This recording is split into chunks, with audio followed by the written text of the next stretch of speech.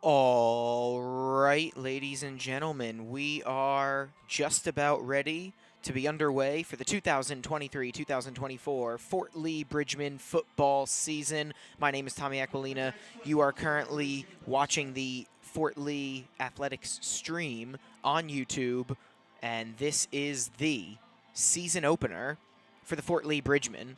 You see their captains right now meeting the captains of the Hopatcong Chiefs, the visiting team for tonight's affair. This is not the first game of the season for Hopatcong. They're actually 2-0 already on the year. For Fort Lee, this is their first game of the season.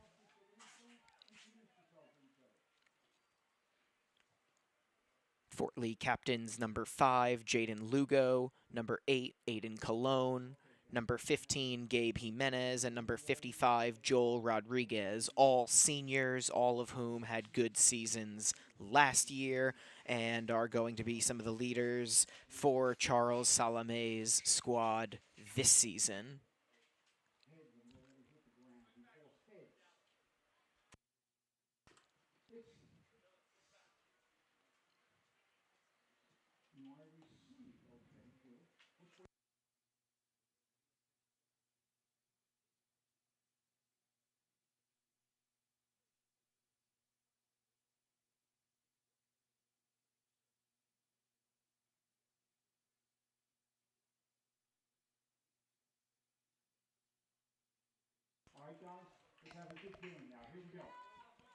It looks like we are going to start this game a little bit early. So if you were excited to get the Fort Lee football season underway, you are not going to have to wait as long as you maybe thought. I think we're going to kick things off here a little before 7 o'clock. Hope you came early. It is 6:53 Eastern Standard Time. The Hopatcong Chiefs won the coin toss, and they elected to receive. So Fort Lee will kick things off to start the season. They will receive the second half kickoff.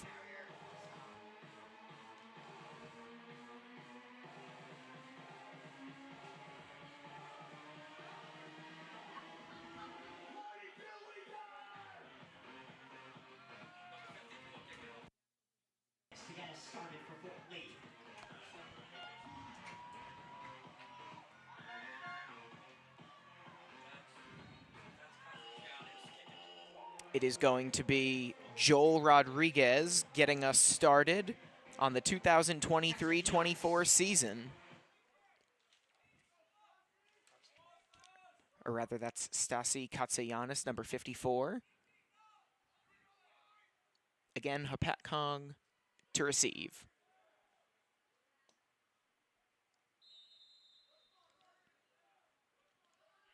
The whistle has been blown. The clock is at 12. And the Hopatcong Chiefs have received, getting dragged down just ahead of the 40-yard line is number 1, Peter Melizzi for the Chiefs. Probably going to be calling Melizzi's name a lot tonight. He was tackled by number 2, Kendry Peralta. Hopatcong wearing their road whites, not something you see too often, but their road whites with green numbering and lettering, and Fort Lee in their new black uniforms with white lettering, or white numbering, orange lettering actually, and nice, mostly matte black helmets it looks like. Hopatcong not going to start things off very well here. That's Gabe Jimenez, along with others, including Katsayanis, on the tackle.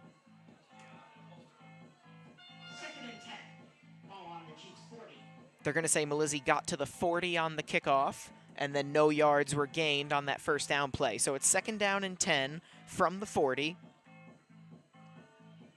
Hopatcong quarterback James Kirchner has yet to complete a pass through 2 games, and yet the Chiefs have not really had much trouble putting up points. They've outscored opponents 44-13 in their first 2 games this year. They are 2-0.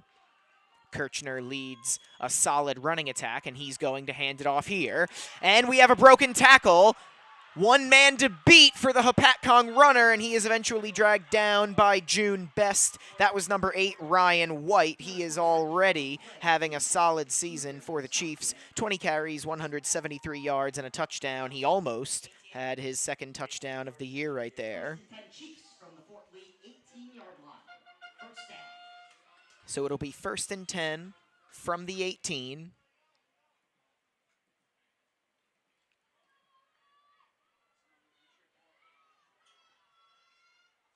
Hopatcong already in the Fort Lee red zone. Just about a minute and a half gone by here in the season opener. It's another handoff. This time it's number 19, Michael Serto, and he gets chopped down after, I believe, getting inside the 10-yard line.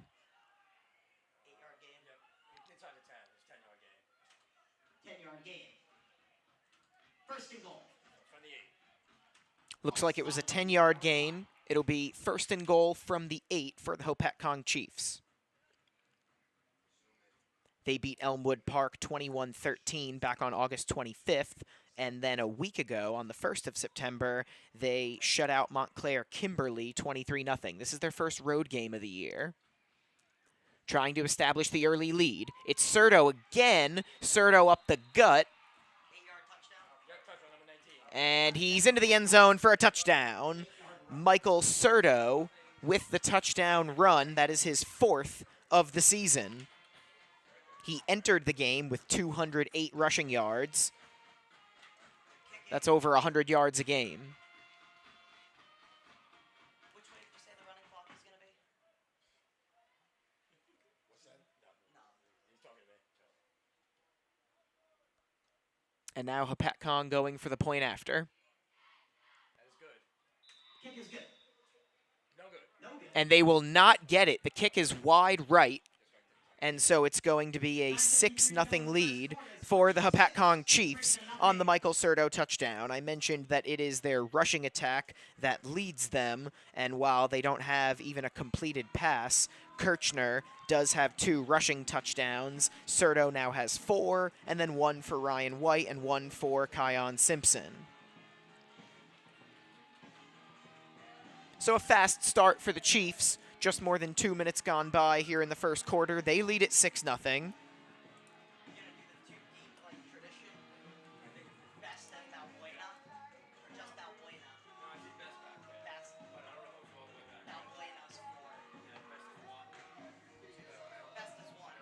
Now Hopatcong to kick things off.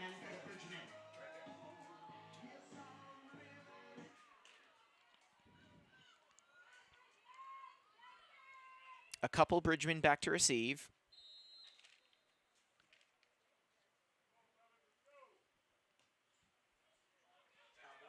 Pretty good kick.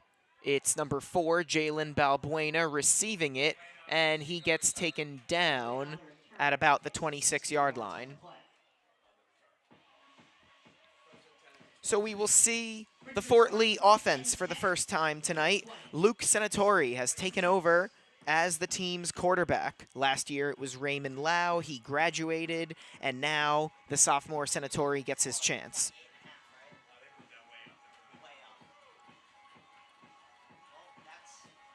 It's going to be first down at the Fort Lee 27-yard line. Luke Senatori played in 1 game last year at the quarterback position.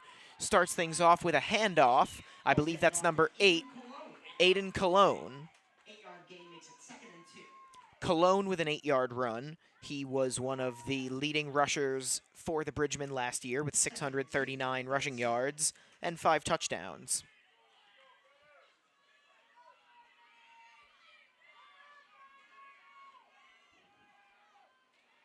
Second and 2 coming out of the huddle. Senatori with Cologne next to him, gives it back to him. Aiden Cologne has the first down, and Aiden Cologne is going to get dragged down at around the 45-yard line. 9-yard gain.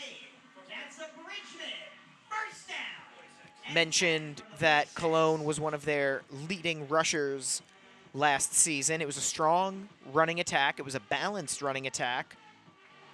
And the Bridgmen still have several good options this year, including Aiden Cologne and the aforementioned Jalen Balbuena. Last season, he had 87 rushing yards and 75 receiving yards. 3 total touchdowns. Now it's Senatori handing it off yet again. This is a solid first down run for Kendry Peralta, the senior running back. It's going to be a 12-yard gain for Peralta on his first carry of the night. Right now, Balbuena playing the wide receiver position. And now he's going to move. Actually, we're going to have a penalty that will negate that Peralta run.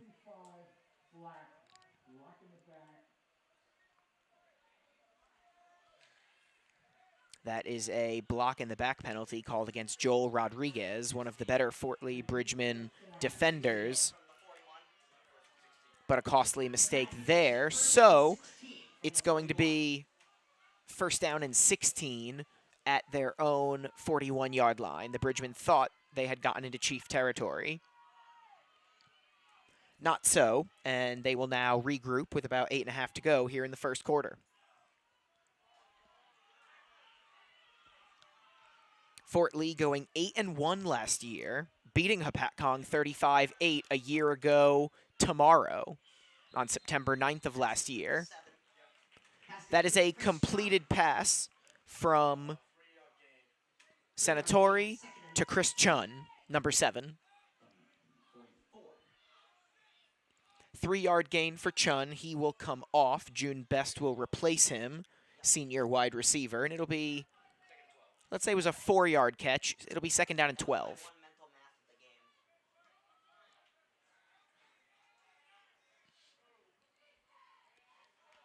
Senatori with a man in motion. He gives it to him. Almost losing it is Balbuena. He holds on. Now he's got no one in front of him. One man to his side, and he is dragged down inside the 10-yard line. Jalen Balbuena with the long run. I mentioned that last year he had more rushing yards than receiving yards.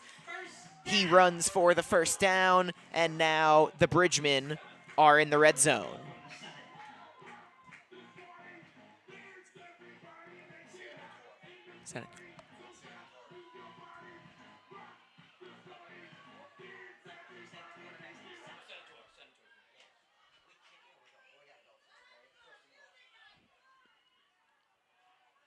First and goal for the Bridgmen.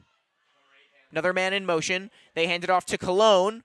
Aiden Cologne is stopped short of the goal line.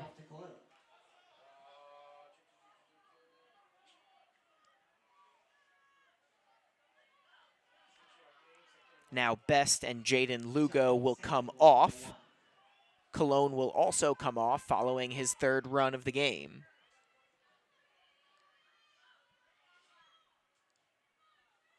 And now the aforementioned Peralta will come on. Second and goal from the 2. Fort Lee looking to tie after giving up a touchdown run to Michael Serto on the Chiefs' first drive of the game. Looks like they're going to directly snap it to Peralta, and he's into the end zone for the touchdown. Kendry Peralta has tied this game with 6:24 to go here in the first quarter.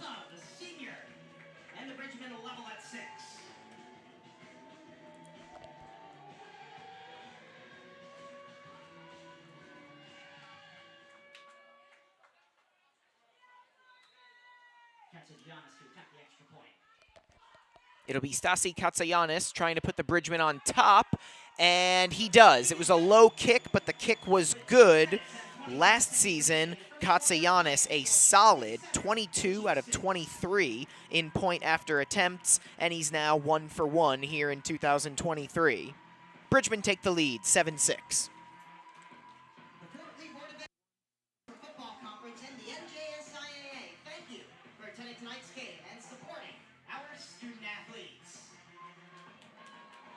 So 1 year later, the Fort Lee offense looks pretty similar to last year. Senator doing about as good a job as Lau did, managing the offense, and the running attack still balanced and still dangerous. Aiden Cologne with the most yards, or actually Balbuena with the biggest run, Cologne with the most carries, and Peralta with the touchdown run.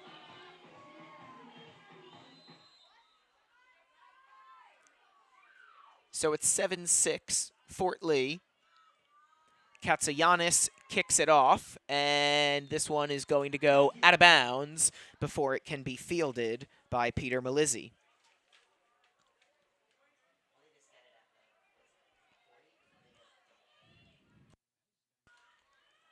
So that'll be the second penalty called against the Bridgemen. And Sean Norton's offense will go to work at the 40-yard line. The 35-yard line, excuse me.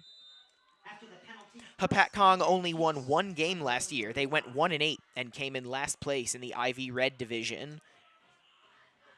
This year, they've already doubled their win total at 2-0.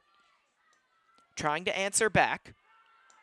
It's a handoff and going nowhere is the Chiefs runner. That was Ryan White, number 8, getting tackled by number 7, Chris Chun of the Bridgemen.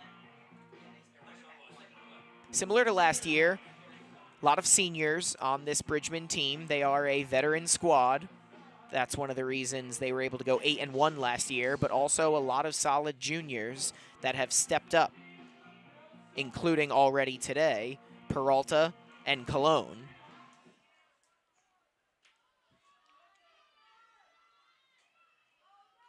It's a direct handoff right here, and that does not work out at all. Tiberio Stuper took it rather than James Kirchner, and he went absolutely nowhere. It's going to be 3rd and 11 for the Chiefs. They don't have much of a passing attack. Kirchner has not completed a pass yet this year, so you figure you don't really have to worry all that much on 3rd down. They might even go for a run here, even on 3rd and long. Let's see what Norton cooks up. First, we have a penalty flag. Penalty makes it 2nd and 5 from the 40.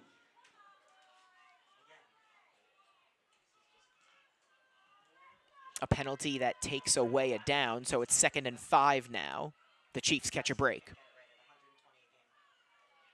It's a pass. It's a completed pass, and getting tackled immediately is Melizzi. Gabe Jimenez was on top of him milliseconds after he caught that football. So now it's 3rd down. It's 3rd and a manageable 7. Again, Kirchner with his first completed pass of the year came into this one 0 of 3 on the season. Now he has one completed pass for -2 yards.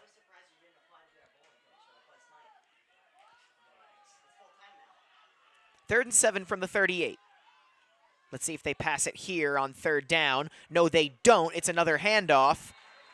And multiple Bridgemen in on that tackle, including Kendry Peralta. That was Kion Simpson on the run. He entered this one with 10 carries in 2 games for 172 yards and a score. But he got stuffed there, and the Chiefs will have to punt. They score a touchdown on their opening drive, thanks in large part to a big run, and then they miss the extra point, and this time, even with a couple penalties going their way, the Chiefs will have to punt. They do get the punt off, and calling for the fair catch and not catching it is June Best, but it looks like he did fall on it. So Best nearly lost it, but he holds on, and with 3:22 to go here in the first quarter, the Bridgeman offense will go to work again.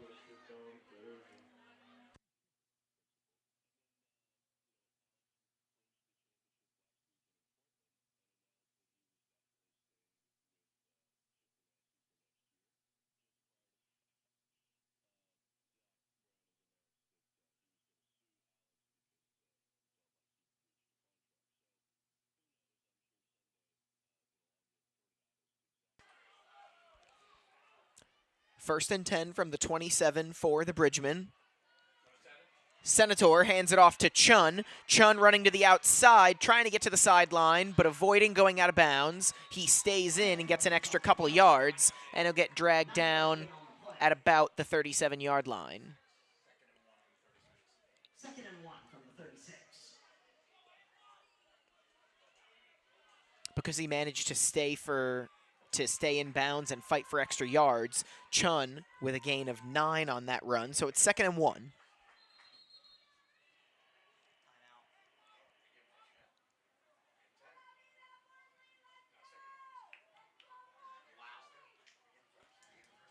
Thought Hopatcong called a timeout there, but it looks like they did not.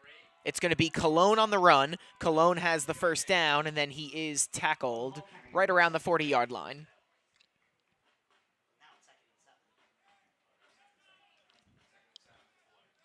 Second and 7, Bridgman from the 40-yard line. I guess they gave Chun the first down on that initial run, so that was a 3-yard run from Cologne, making it 2nd down and 7, following the 10-yard run from Chun.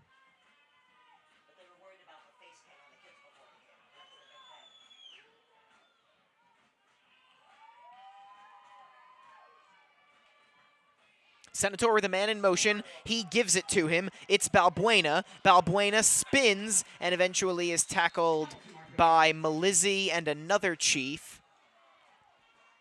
That was Blake Brown, but there is a flag on the play.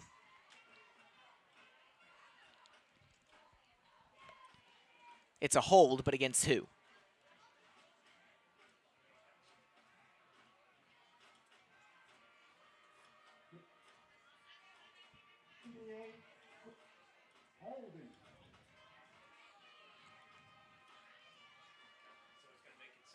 It's a hold against the Bridgemen, and they will once again be pushed back.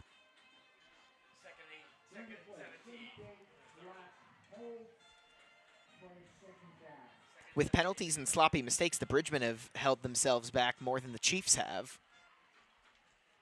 They still lead 7-6, minute 56 to go here in the first quarter. The team's shaking off the rust here in the season opener, and it looks like Senator got the Chiefs to jump. That's their first penalty of the game.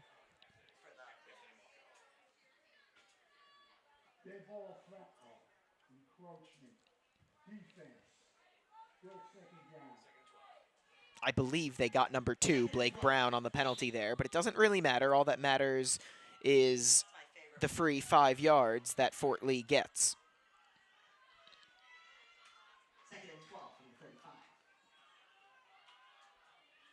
It'll be 2nd and 12. Senator gives it to Cologne again. Cologne makes a man miss. He's past the 40. He gets knocked out of bounds right at the 50-yard line. That was Michael Serto on the tackle.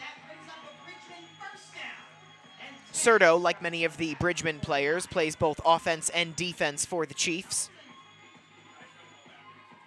And he makes the tackle on Cologne there after a 15-yard run. The Bridgmen are at midfield. Still more than a minute to go here in the first quarter. 1st and 10 from midfield.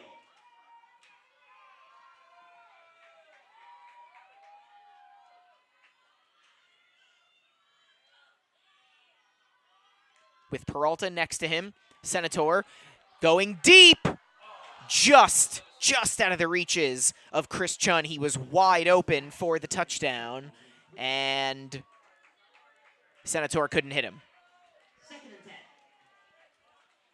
2nd and 10 with 57 seconds to go here in the first quarter. Charles Salame's squad going for the home run ball on 1st down. Let's see what they do here on 2nd down and 10. They're going to hand it off to Cologne.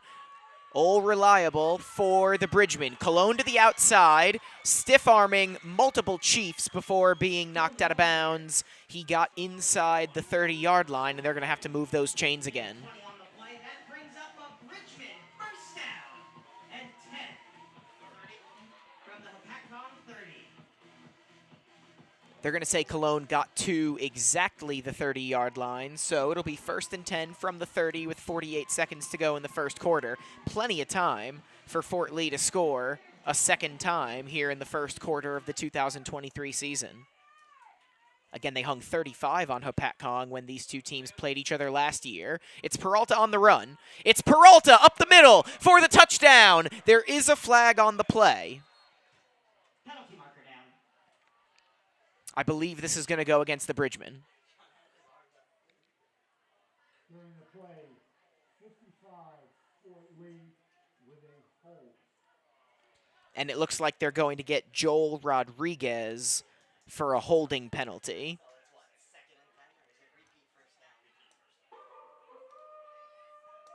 So Peralta denied his second touchdown run of the night. Still 41 seconds for Fort Lee. They will be backed up from the 30 to the 33.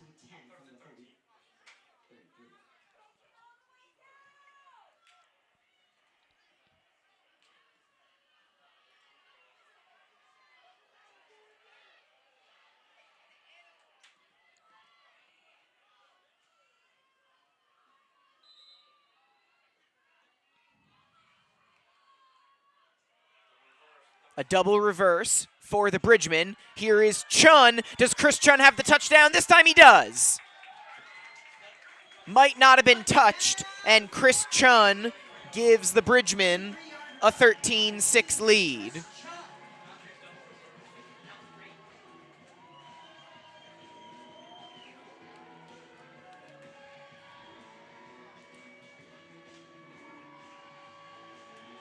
Bridgman to attempt the extra point. Stassi Katsagiannis to attempt.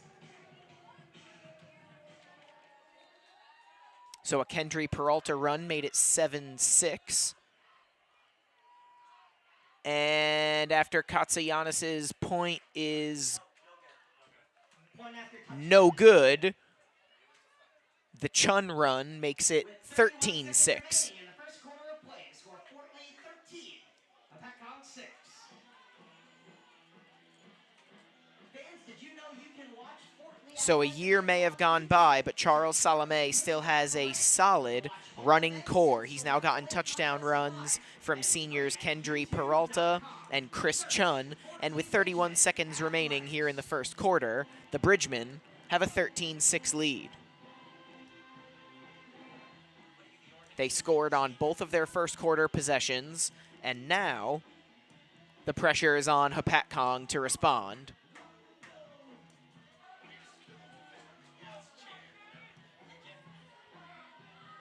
The missed extra point, and then the allowing of 2 touchdowns on 2 drives by the Hopatcong Chiefs has them trailing by a full touchdown. This after they outscored opponents 44-13 in their first 2 games of the year. They shut out Montclair Kimberly last week. Having a difficult time with the Fort Lee offense today. It's Melizzi returning it again, and it's Melizzi getting mauled by a bunch of Bridgemen, and he is taken down at the 32-yard line.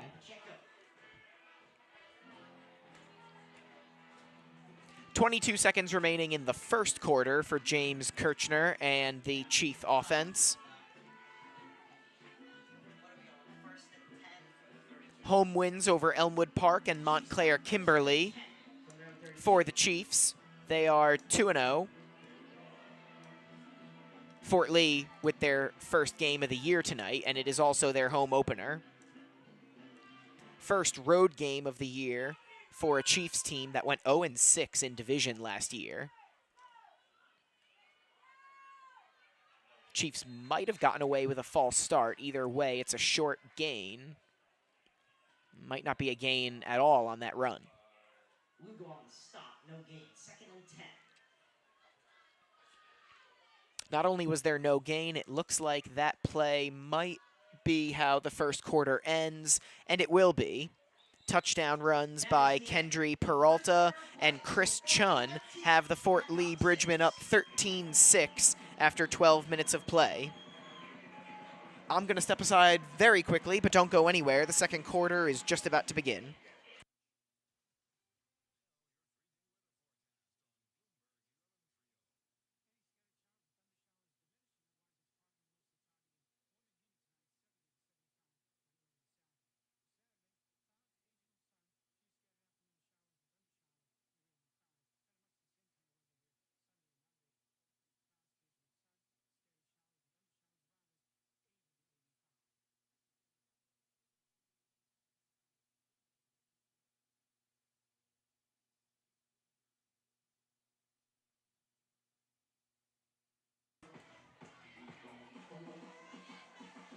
head coach Charles Salome's squad picking up right where they left off last year.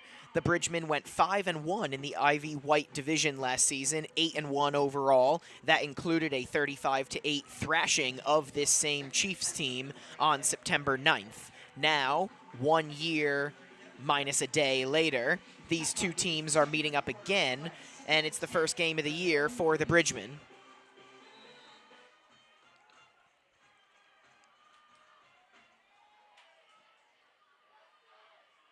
Second and 10 for the Chiefs. They're going to toss it back to Simpson.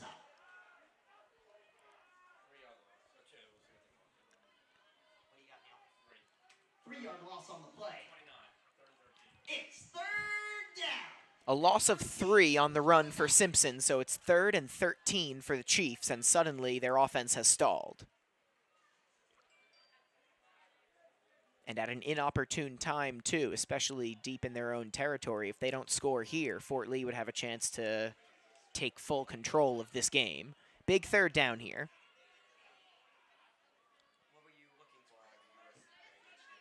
Kirchner with Brown in motion. Someone moved early. It wasn't Brown, but that's going to be a false start, and it should be 3rd and 18.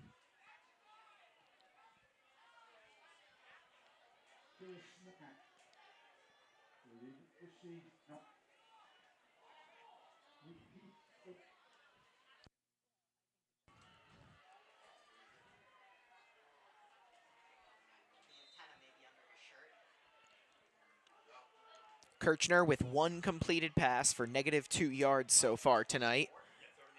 And it's 3rd and 18. You figure the Chiefs are going to have to try to throw it here. So we will see what Sean Norton is able to come up with.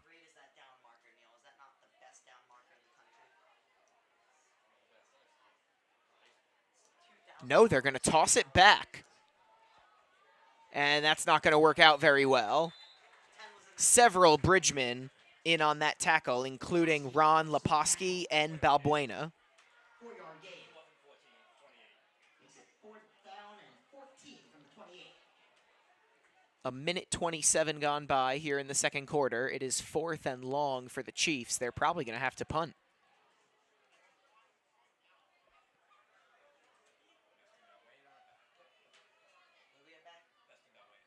Best and Balbuena back to receive for the Bridgemen. Looking for a lane to get the kickoff. The kick is off, and Balbuena makes the catch. Makes a man miss. Balbuena gets past another man. There is a flag on the play. There is at least one Hopatcong coach that is very animated right now. Let's see what this flag is all about. What do you do? What did our kid do? Again?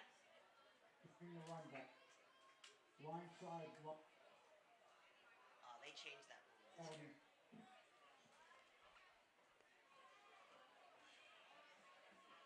They're going to take a lot of that run away from Balbuena.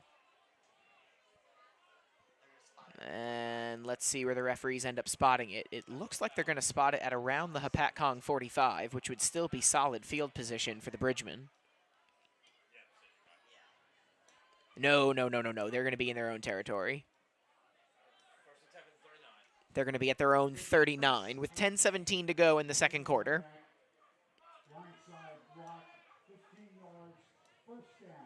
In each of their first quarter drives, the Bridgemen scored a touchdown.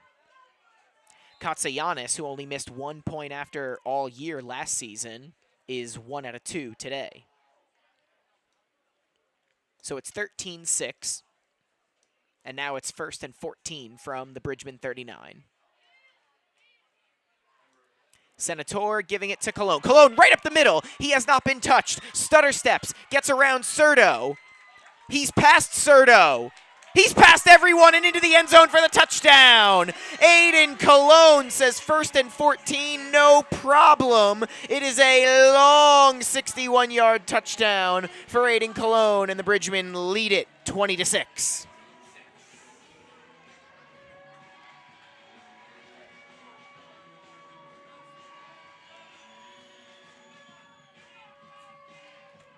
Got a little ahead of myself. It's 19-6 with 10:04 to go here in the second quarter. Katsayanis for the point after. Again, 1 of 2 today, 22 of 23 last year. They're going to go for 2. And it's number 2, Kendry Peralta, who I believe got stopped short of the end zone. So it's 19-6 after all, but still a 13-point deficit and 19 unanswered points for the Bridgemen. They've had the ball 3 times. They've scored a touchdown 3 times.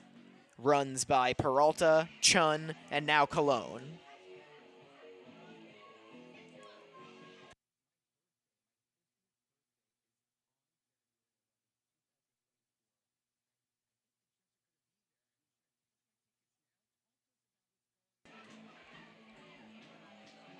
So after giving up a quick touchdown to start the game, Coach Salome's squad has started firing on all cylinders. 3 touchdowns on their 3 possessions, and the Chiefs' offense has stalled completely. They really need points on this next possession.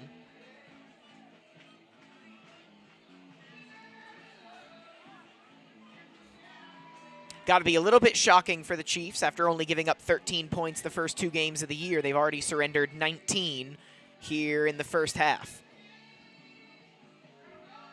And the second quarter is not even halfway over. But Katsayanis will kick it off with a couple Chiefs back to receive.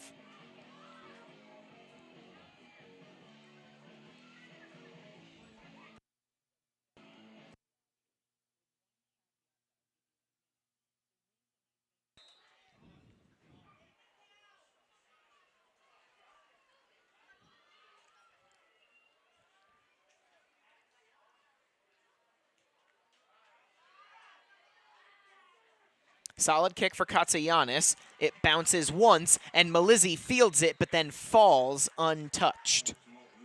Imperfection in the grass, perhaps, takes down Malizzi, and it will be 1st and 10 for the Chiefs at their own 21-yard line.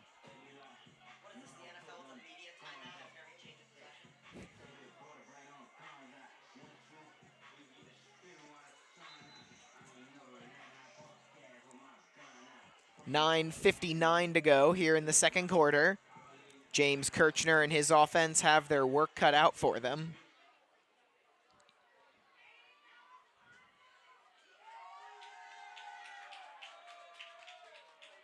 They toss it back, and a vicious tackle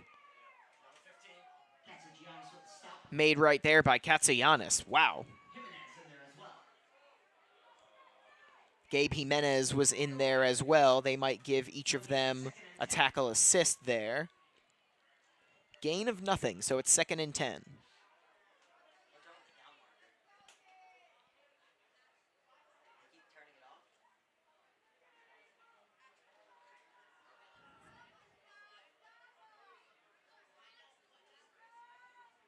The Hopatcong offense methodical, always going in a huddle after every play.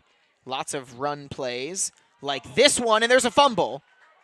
Picked up by Katsayanis, and they're going to say it's a dead ball. Is it Fort Lee ball?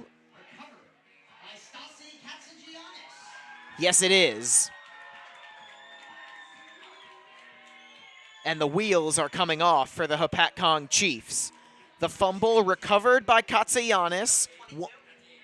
One play after he made a hard tackle, and now with 9:09 to go in the second quarter, the Bridgemen have an opportunity to go up 3 scores. We're going to have a timeout. The Chiefs take the first timeout of the game, as it is 1st and 10 Fort Lee on the 18-yard line. On their first possession, senior Kendry Peralta ran it in for the score. On their second possession, Chris Chun also scored. It was a touchdown run. Katsayanis did miss the extra point. I believe it was tipped. And so at that point, it was 13-6. And then Aiden Colon with a long touchdown run. That made it 19-6. The two-point conversion was unsuccessful. So that's where we are. And we still have more than half of the second quarter to go. Plus Fort Lee gets the second half kickoff. So they're ready to step on the throats of the Chiefs here. First and 10 Bridgman from the Chiefs 18.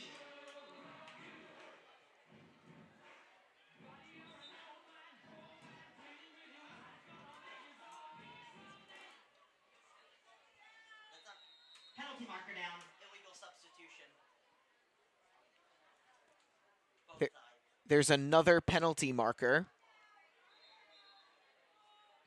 And I think it's going to go against Fort Lee again.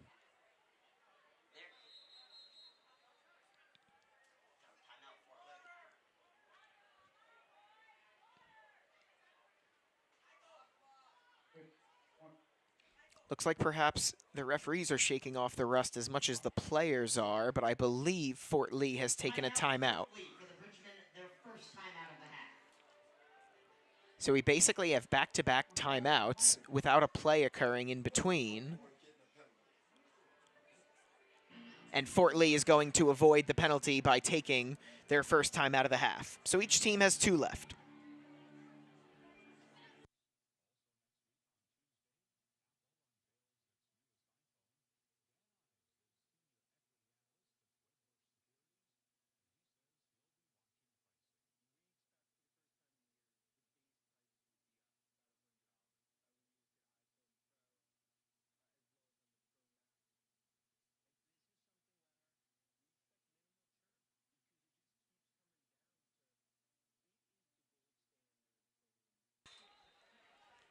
Timeout over. It is now 1st and 10 for the Bridgmen from the 18.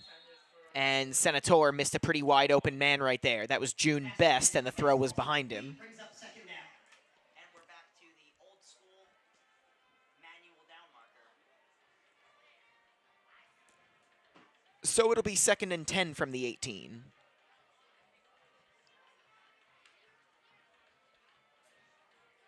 Senator talking with his coaches and then going out there to lead the offense with Balbuena and Best as his receivers. He has Colon next to him. He gives it to Colon. Colon hurdles over a man and is into the end zone for the touchdown. Aiden Colon with his second touchdown run of the game, second on the last 2 possessions for the Bridgmen, and it is all Fort Lee tonight.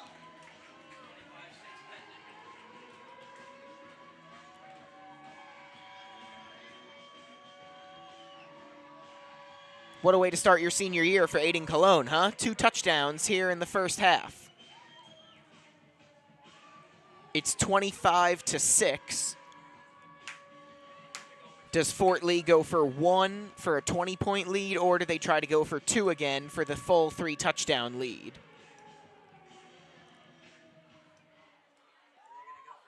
It looks like they're going to go for 2 again.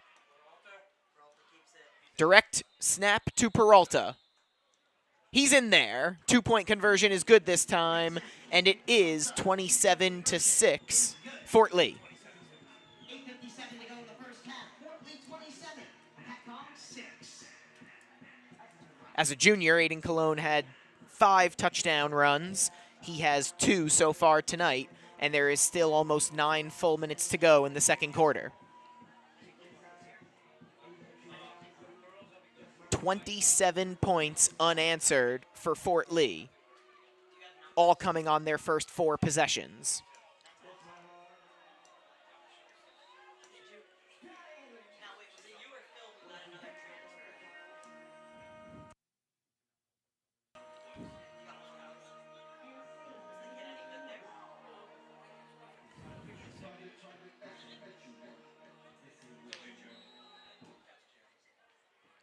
The Chiefs need to make something happen, and they need to make something happen quickly. Katsianis to kick off. And it's over the head of Serto, and it will go out the back of the end zone for a touchback. I actually think that might have been number 15, not number 19. That's number 15, Kyle Ladimiric. 3 carries this season for 23 yards. He was unable to handle that kickoff, and so Hopatcong will start things off at the 20-yard line. First and 10, Hopatcong from their own 20-yard line.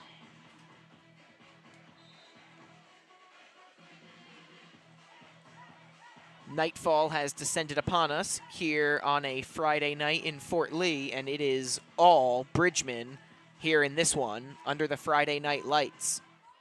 27-6, 8:57 left in the second quarter.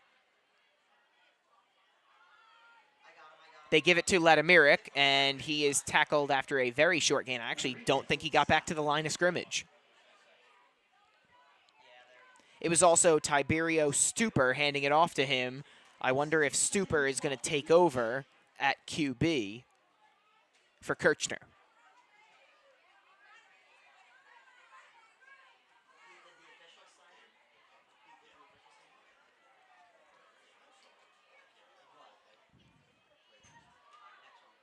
Give me a good bet for a third down. Oh, play. When I hit the third down. Hopatcong comes out of the huddle, and they draw up a run play that gets blown up immediately. Vickers with stop. That was number 12, Guy Vickers, in on the tackle. It's third down. And 15 from the Hopatcong 15. They started at their own 20. Hopatcong has gone backwards 5 yards. With under 8 to go in the second quarter, it's 3rd and 15 from their own 15.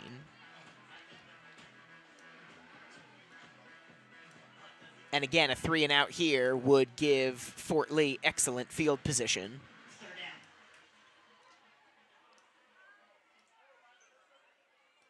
Calpagano, should I throw in a where was the defense on that one? The things that guy used to say, it's amazing he still has a job. 10 years is a dangerous thing. This time back to pass, and the pass is incomplete, but with 2 Bridgmen in the area, looks like they're going to get one of them for a pass interference. That's a gift that they just gave the Chiefs.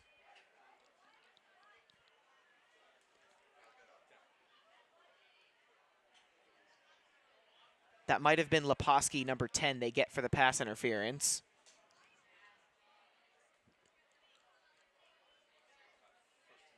If they mark it at the spot of the foul, then Hopatcong's offense or possession at least would be saved. Looks like they're not going to, but it's going to be a 15-yard penalty. So it's 1st and 10 from the 30 for the Hopatcong Chiefs. What can they do with this present they've been given by the Bridgmen? Not much initially. Multiple Bridgmen in on that tackle, including Jaden Lugo and Kendry Peralta. Rodriguez with the stop. No gain, second down and 10 to go. It'll be 2nd and 10 from the 30 with 7 minutes to go here in the second quarter. Both teams have 2 timeouts. Hopatcong really has to score on this possession if they want to keep things interesting here.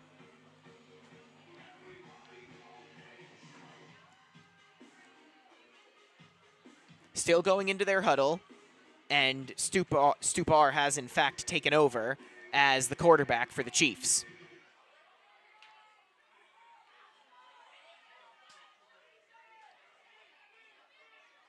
Handles this snap, tosses it back, and basically gets thrown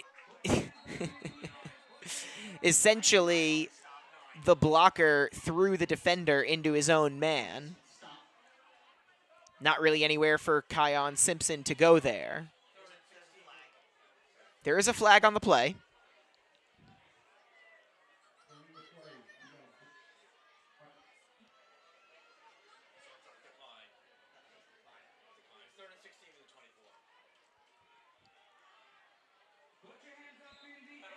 There was a penalty against Hopatcong that Coach Salome declined, so it's 3rd and 16 from the 30. Actually, make that 3rd and 16 from the 29. Timeout,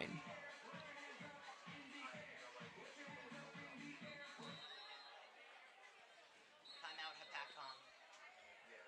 Another whistle as Sean Norton will take a timeout. Timeout, Hopatcong. Second of the half for Hopatcong. Under 6 minutes to go here in the second quarter. Hopatcong scored on their opening possession. They missed the extra point, and since then, 27 unanswered points for Charles Salome's squad. Stop by the concession stand. James Kirchner has been replaced at quarterback by Tiberio Stuper. And Hopatcong got a gift of a first down on a pass interference call. So far, they haven't been able to do anything with it. 3rd and 16.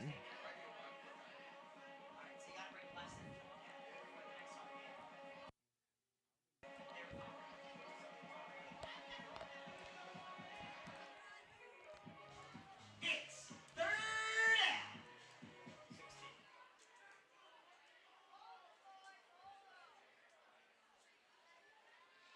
Stuper back to pass, rolling to his right. He lofts it for Simpson, and he missed him. Complete brings up fourth down. It'll be 4th and 16. Let's see what Norton decides to do here. Defender for the Bridgemen. I was going to say Charlie usually sticks to the script. Esta Malbuena back to return. It looks like Hopatcong is going to punt. The numbers are up slightly from what I remember. Best and Balbuena back to receive, depending on where this kick goes. Charlie said they don't have a freshman team, but they're still playing JV on Mondays. What do you got? Very short kick. Gabe Jimenez was the closest one there. He's just going to let that one take one hop out of bounds. Extremely good field position upcoming for Fort Lee, and they have plenty of time to go over the 30-point threshold here in the second quarter. Fort Lee takes over 1st and 10. It'll be 1st and 10 for the Bridgemen with 5:40 to go at the 33 of Hopatcong. They scored 35 against the Chiefs last year. They have 27 here in the second quarter tonight. Timeout, Fort Lee, his second. The Bridgemen will take a timeout. That is their second of the half. Of the first half, 1 timeout remains. So each team has 1 timeout remaining. Coach Salome being very methodical about this one, even with a 21-point advantage.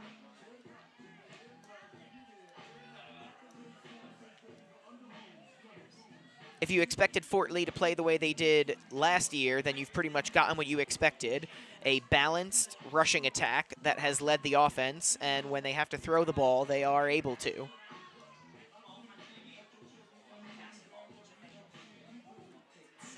Team breaks off lots of long runs. Tonight, the longest belongs to Aiden Colon, a 61-yard touchdown score. One of 2 that the senior has on the night.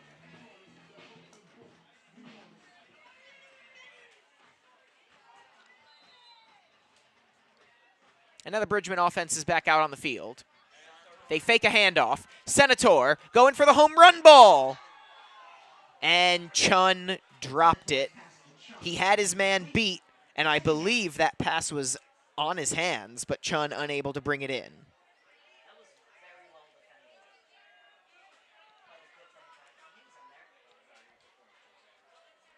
He was in there. 2nd and 10 from the 33. Good coverage. No, it definitely slipped from his hands.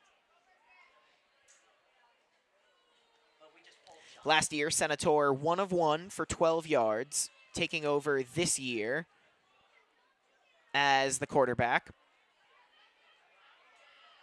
And it looks like Salome's going to put the ball in his hands again. No, he hands it off to Balbuena. Balbuena breaking tackles. And he finally gets dragged down at the 30-yard line. That was a lot of work for only 3 or 4 yards. Down and 5 to go. Bridgman from the Hopatcong 28.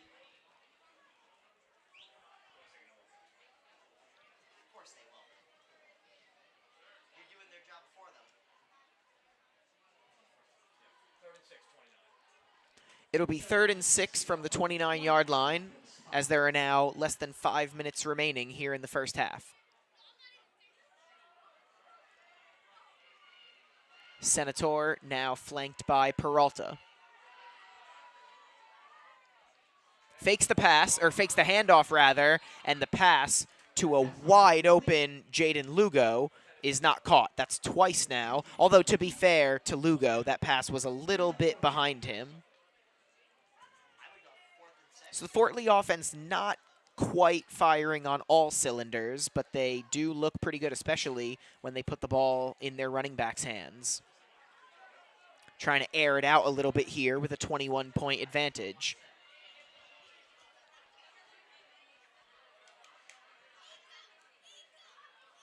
Another handoff fake. This time Lugo makes the catch. Lugo right up the middle, makes a man miss, and he's going to be into the end zone for the touchdown.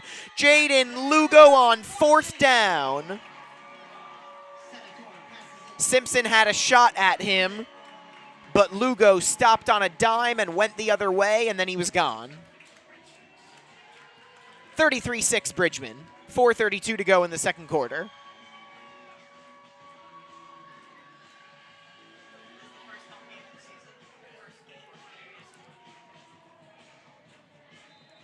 Last year, Jaden Lugo had 2 catches for 2 touchdowns. Now he has his first touchdown catch of the night. 4 of the running variety, 1 of the passing variety for the Bridgmen. And now they're going to go for 2 again. They snap it to Senator. He gives it to Peralta, and Peralta's into the end zone. 2-point conversion is good.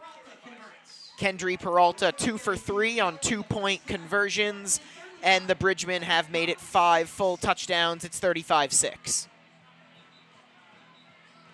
A penalty marker was thrown.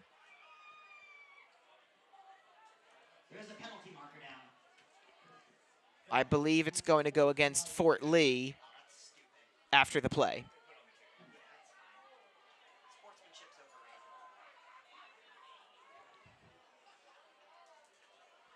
It's an unsportsmanlike conduct penalty going against the Bridgmen.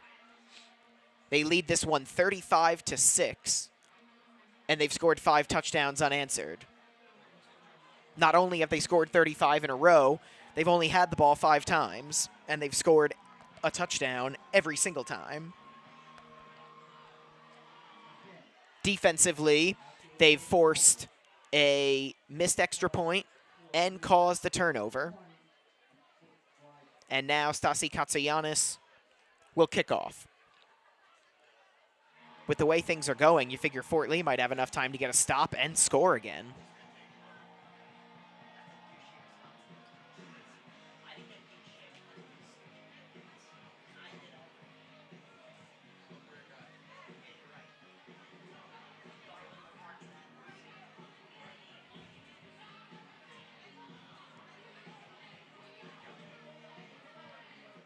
So Katsayanis from the 25 because of the unsportsmanlike conduct penalty.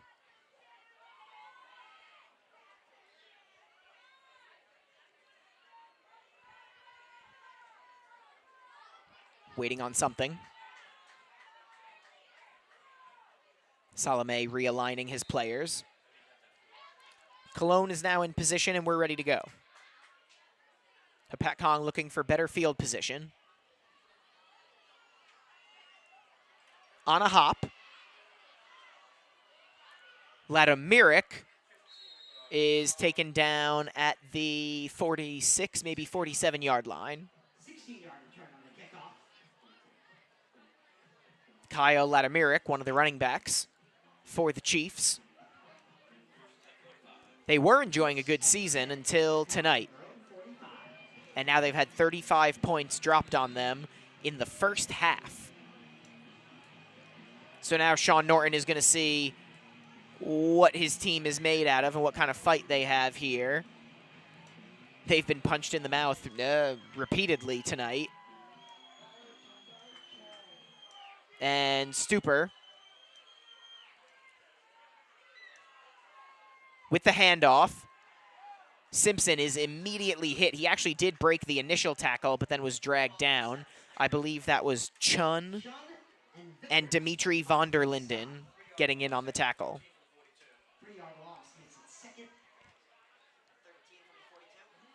13 from the 42. It'll be 2nd and 13 from the 42-yard line after a loss of yards on that first down play. So Hopatcong actually did get pretty decent field position. Let's see what they're able to do with it.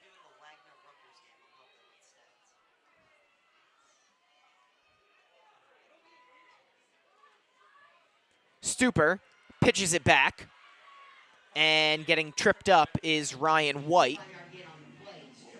He essentially got back the yardage lost on that last play. So it's going to be 3rd and manageable for Hopatcong, and it also might be 4th down territory for them.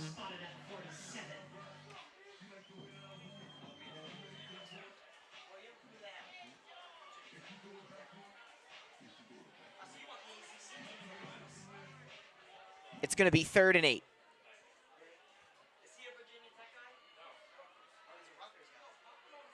They pitch it back, and Serto falls on it after not being able to hang on initially. 11-yard loss brings up 4th down.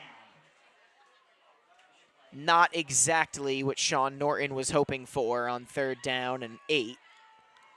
And now the Chiefs are probably going to have to punt. 18 to go for the Chiefs.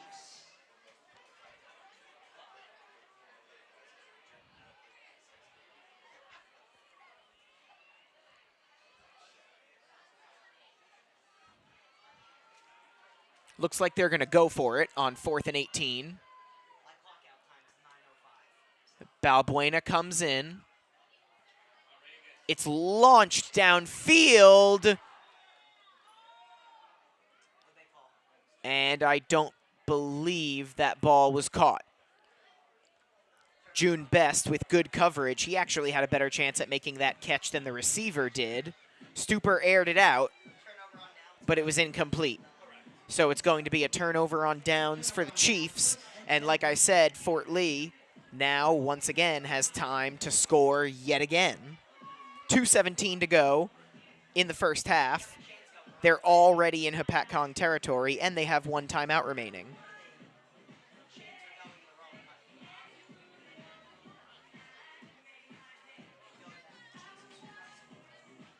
First and 10 from the 38.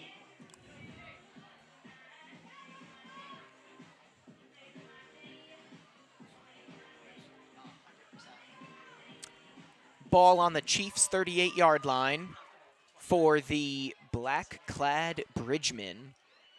Senator, back to pass. And his pass is almost caught, almost intercepted. It falls to the ground. In and out of Jalen Balbuena's hands, and then the Hopatcong defender also could not hold on to it. 2nd and 10 with 2:11 to go in the second quarter.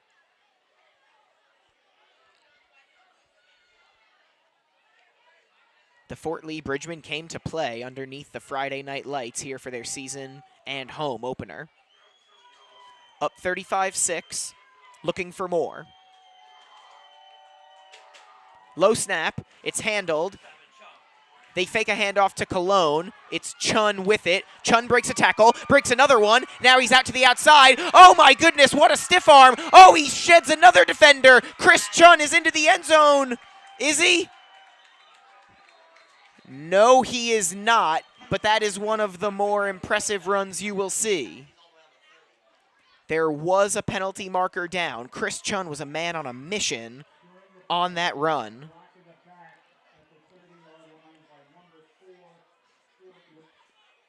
And it's all coming back. Block in the back called against Fort Lee, and so a really impressive run by Chris Chun happened, but statistically it's as if it never did.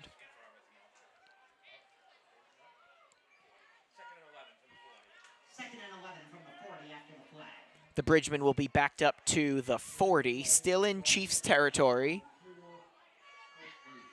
And still plenty of time, a minute 54 remaining in the quarter. 2nd and 11, Fort Lee. Senator on play action.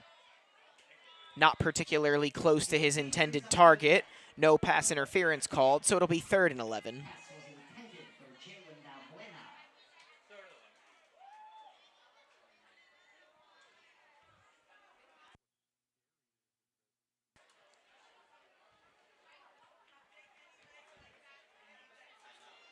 First time, how many years have you been doing this? 6 years? This is your 8th year?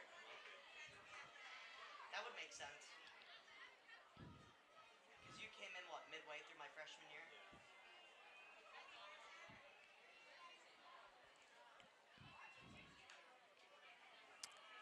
Salome with men in his face, gets it off. It's June Best. June Best is untouched, and he's going to go into the end zone. He splits the defenders and waltzes right in for the score. Oh, it's coming back yet again. Another penalty called against the Bridgemen on a long run. And the funny thing is, I don't think the penalty had anything to do with Best avoiding any tacklers. I think it happened closer to the line of scrimmage.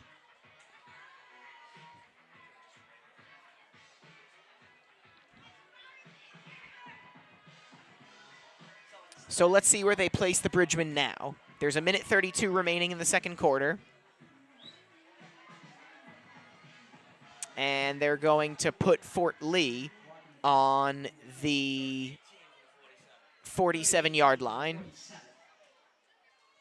They're still in Hopatcong territory. It's 3rd and 18. Fort Lee has scored on all 5 of their possessions so far. With a man in motion, Senator handles the low snap. Running to his left, it's a low throw, and I do not believe that was caught. Or no, it was caught by Chun. He kept it off the ground, but then was tackled immediately. Short gain. And it looks like we have an injured Bridgeman. That is Chun. Slow to get up.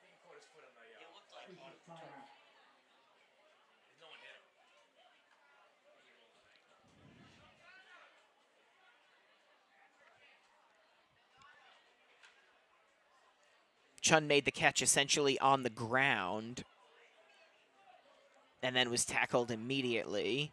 He has gotten to his feet now, and he's going to try to walk this one off. He is walking gingerly as we have a minute 15 to go here in the second quarter.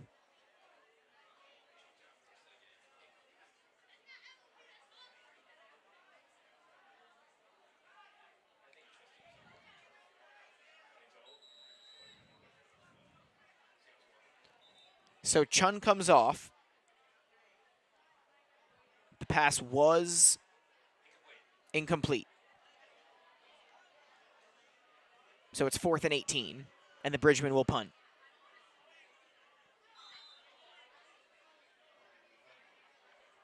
Sixth possession of the game. First time that the Bridgemen do not score.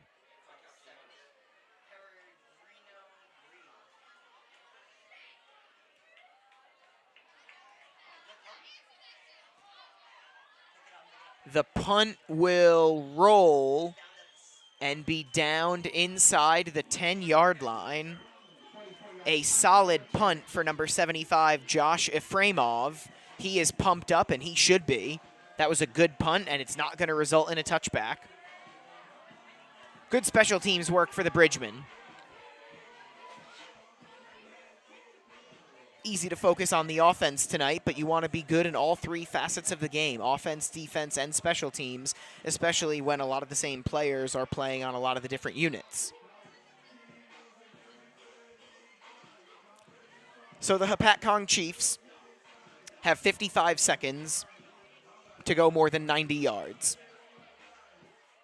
They have not scored since their opening possession. It's going to be a run play here. And that is going to be a gain of nothing. No gain. Second down. 15. In on the tackle for the Bridgemen were Jimenez and Arsham Bayrami. We haven't called Bayrami's name yet tonight.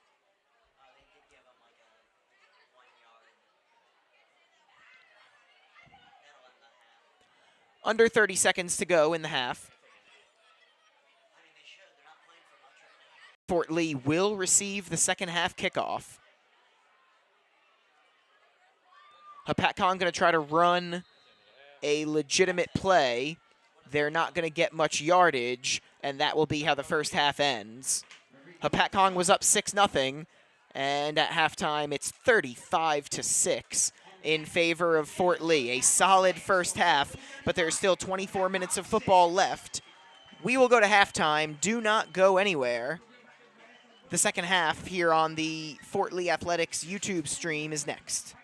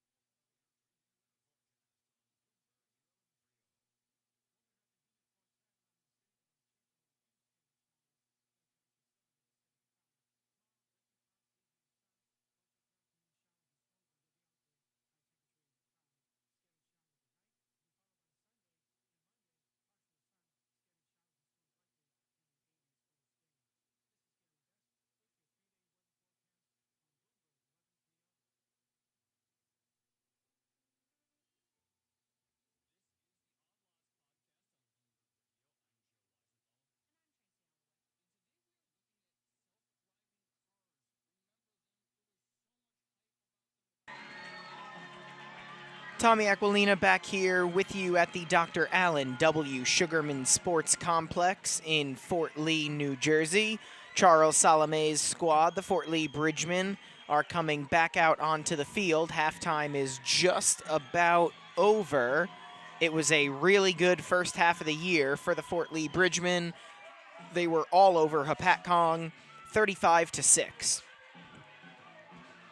For a little refresher, Fort Lee beat Hopatcong 35-8 last year in a very good season for the Bridgemen and a very bad season for the Chiefs.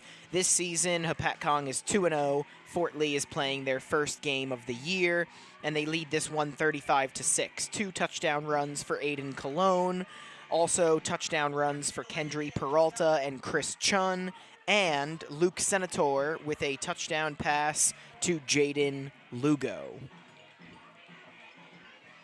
Those are the 5 scores, and it's 35-6, plus 1 point after, and a couple 2-point conversions.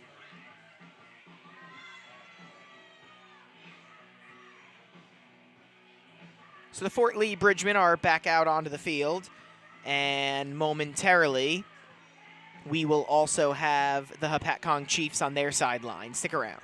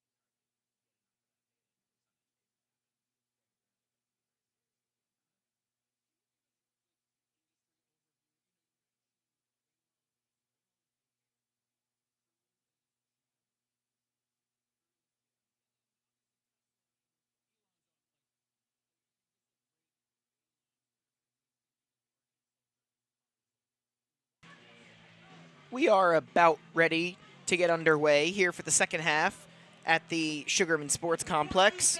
It's 35-6 Fort Lee over Hopatcong, and the Bridgemen will receive the second half kickoff.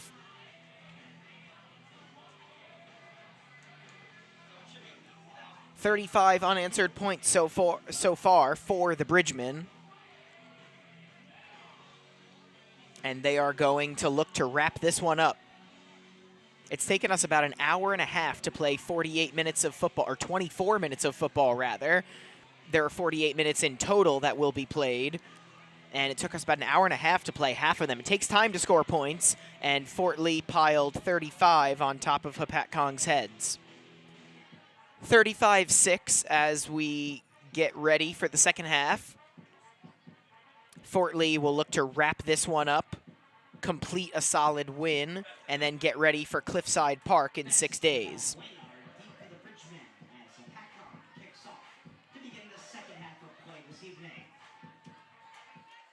Took even longer than you would think because this game started early. It did not start at 7 o'clock, closer to 6:55. But nevertheless, at 8:27 p.m., we are ready to start the second half. Very, very short kickoff, and it will be fallen on by Ron Leposki, number 10.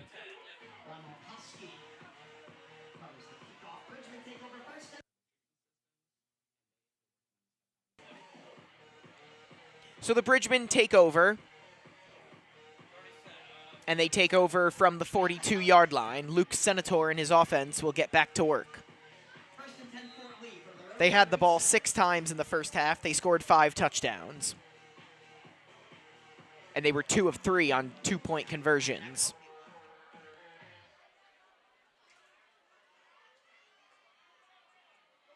Make that the 37-yard line they're starting from. Senator hands it off to Cologne. He tries to run to the outside, and Aiden Cologne will get to about the 40-yard line.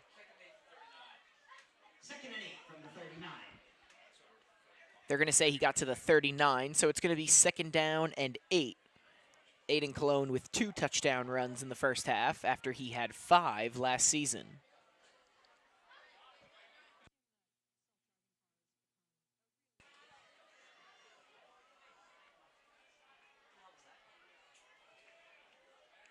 Now Senator with Kendry Peralta next to him.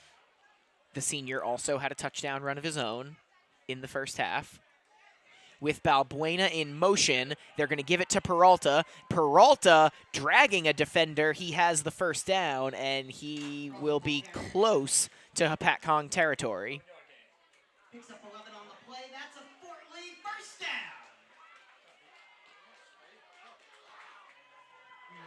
11-yard run on 2nd down and 8. And now we have a penalty against Hopatcong, so Fort Lee will get a little extra boost.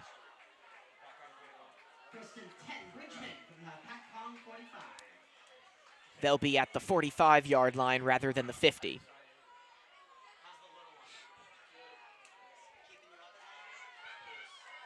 We are doing a running clock here in the second half with a 29-point advantage for the Bridgemen. Senator fakes a handoff. Oh, he's going to take it himself. Running to the outside. No one in front of him. One person dragging him down, and Luke Senator is finally taken out of bounds at around the 20-yard line. There is a flag on the play.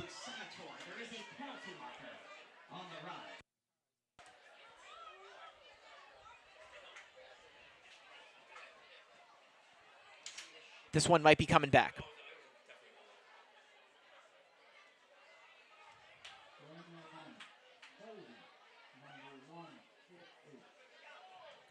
They're going to get best of Fort Lee for holding.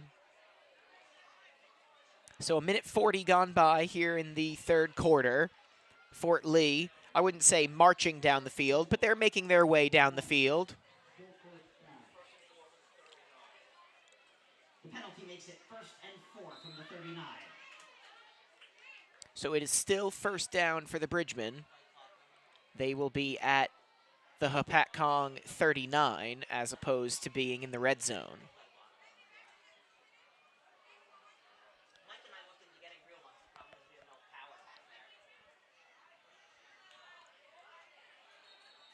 Senator went to hand it off to Cologne. The handoff was fumbled, but the play was blown dead.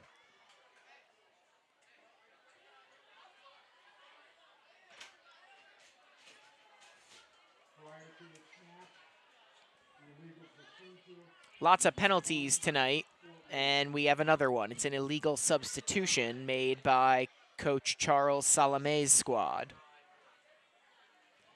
So now Best will come First and off, 9. Penalty moves the ball back to the 44-yard line. and Fort Lee will be pushed back.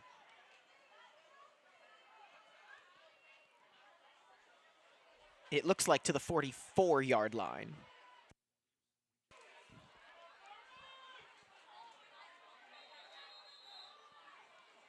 And we have another whistle.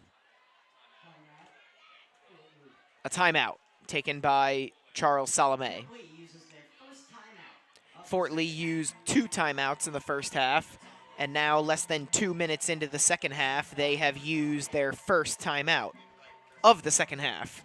10:18 to go here in the third quarter, 35-6 Fort Lee.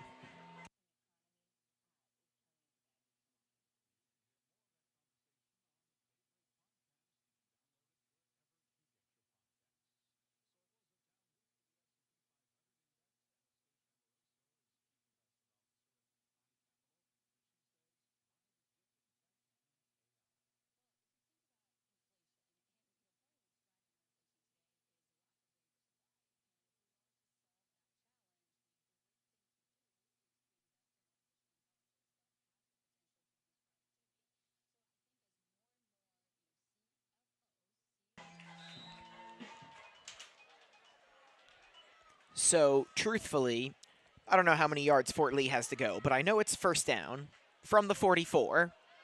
Might have gotten away with a false start. It's Cologne on the handoff, and Cologne is going to be close to the 35-yard line. 8-yard gain.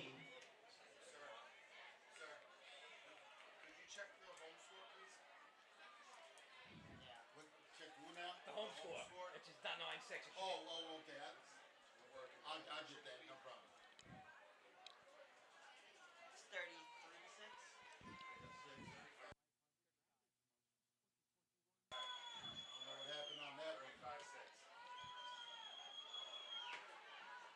Second down and short. They're going to hand it off to Cologne again. Little stutter step, makes his move, and Aiden Cologne has the first down and more. He's going to get taken down to the 25-yard line. Gain of 11. That's a Fort Lee first down. First and 10 for the It has been a solid night tonight for Aiden Cologne, beyond just those 2 touchdown runs. First and 10 Bridgman from the Hopatcong. Gets the Bridgman a first down there.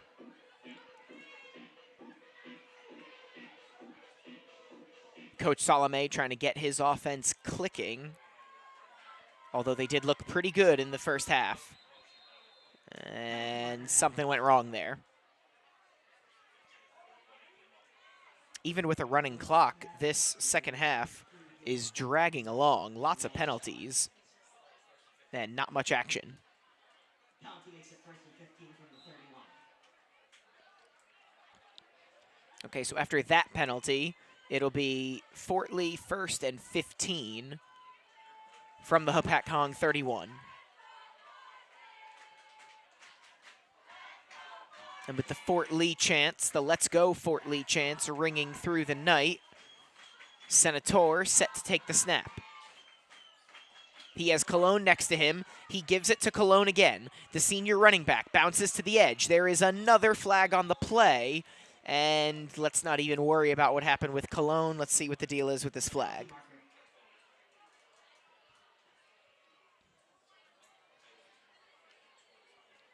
The clock has been stopped with 8:35 to go in the third quarter. During the play, holding number 24. It's going to be another penalty going against Fort Lee, and that might be the biggest thing that Coach Salome wants to fix, the sloppiness in between today and September 14th against Cliffside Park. That will also be here.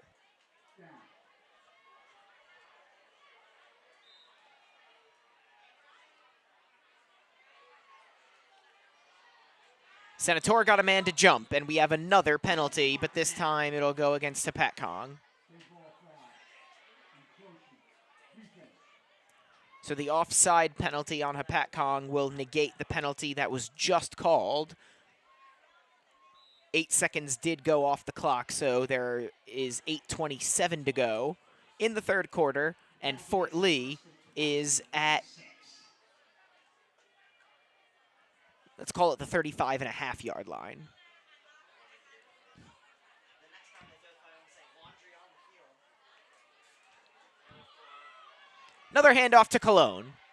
Cologne makes a man miss. Cologne to the outside. Cologne spinning and winning, and he is just at about the 10-yard line. The Hopatcong tackling has not been as impressive as I imagine it was last week when they blanked Montclair Kimberly. They only gave up 13 points their first 2 games. They're about to get 40 points dropped on them by the Bridgemen.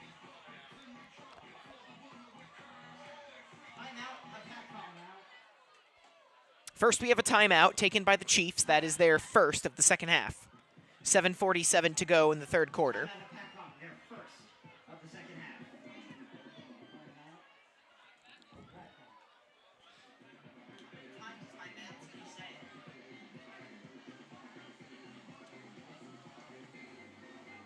It'll be 1st and 10 from the 10. So 1st and goal for the Bridgemen.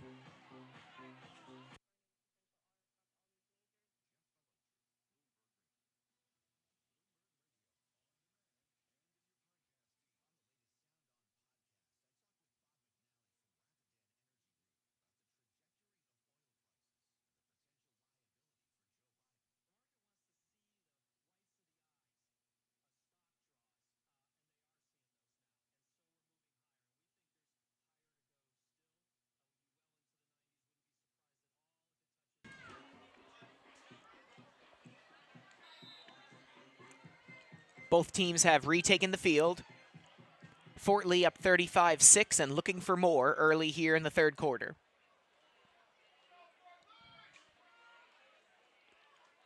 Senator gives it to Cologne again. Aiden Cologne looking for his 3rd rushing touchdown of the game, and he's not going to get it on that play. The ball carrier picks up 6. 2nd and goal from the 4. What he did get is 6 yards, so it's 2nd and goal from the 4-yard line. Officials timeout injury. And now there is an official's timeout due to injury. Can't see who's down on the field.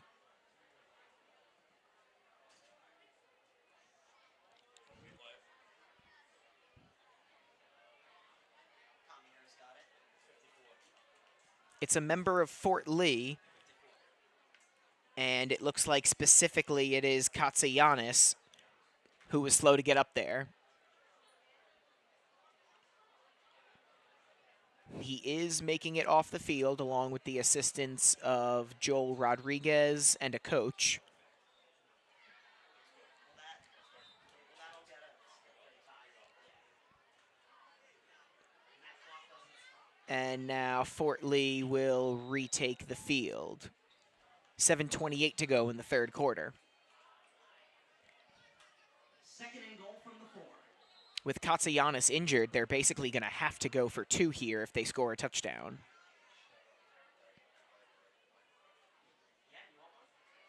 Katsayanis 1 out of 2 on point after attempts tonight. Penalty marker down. Laundry on the field. Another penalty marker. It's going to be a false start against Fort Lee, so they'll get pushed back 5 yards. It'll be 1st and goal from the 9 now. 2nd and goal from the 9.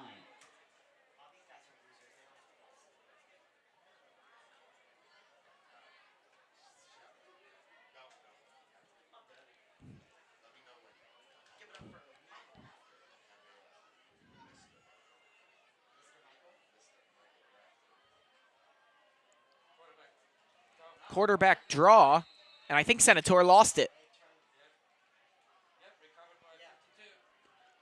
A fumble for Luke Senator. Hopatcong recovers, and it's going to be Chiefs ball.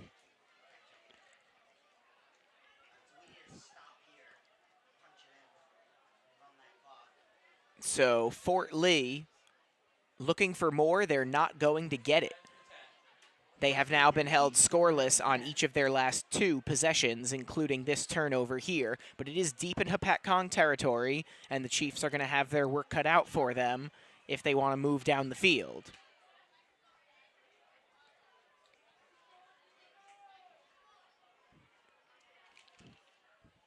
Tiberio Stuper handing it off. Lugo and Vickers combined for the stop. And that's Lugo and Vickers getting in on the tackle for the Bridgemen.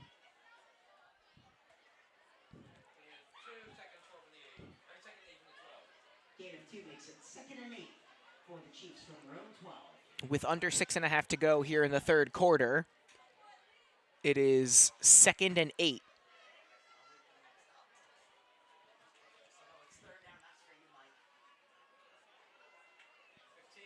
This time it is Gabe Jimenez and Arsham Bayrami in on the tackle. More than halfway through the third quarter now. Still 35-6. There you go, Mike.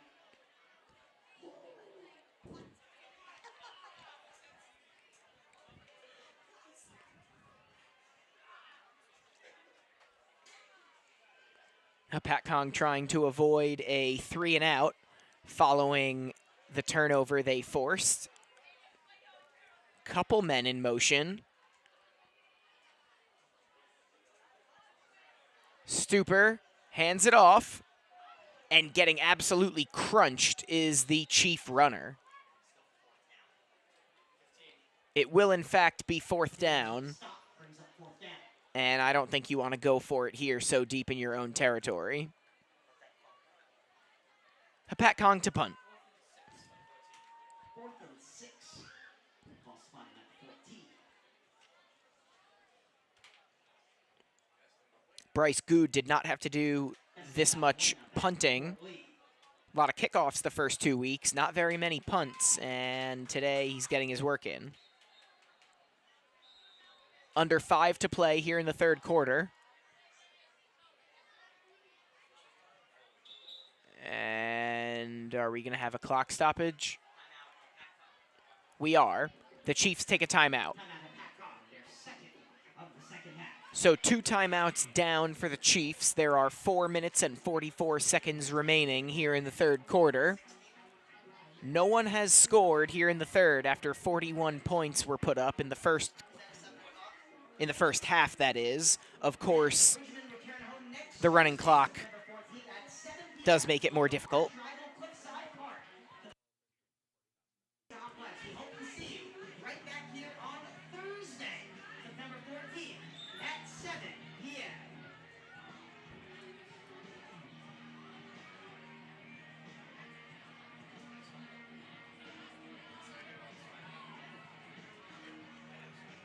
Fourth and 5 from the 15 for the Hopatcong Chiefs.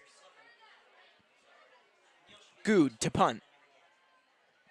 That's actually not Good. That's number 2, Blake Brown. And that is a very, very short punt. Oh my goodness, that was high and short. And it took a favorable Fort Lee roll. 1 yard punt. A very favorable Fort Lee roll. I think officially the ball is going to go from the 15-yard line to the 16-yard line, Bridgemen start making that a 1-yard punt. Not a 1-yard return, mind you, a 1-yard punt. 4:31 to go in the third quarter. Once again, Fort Lee immediately threatening. I believe this is the second time tonight that they have gotten the ball already in Hopatcong territory, or in their the Hopatcong red zone. Senator looking for a man. He's got him wide open, and Best was unable to make the catch. He totally beat his man, and he just didn't catch it. Not the best throw ever, but Senator hit him. Best has to catch that. So it'll be 2nd and 10 from the 16. Fort Lee can get a first down without scoring.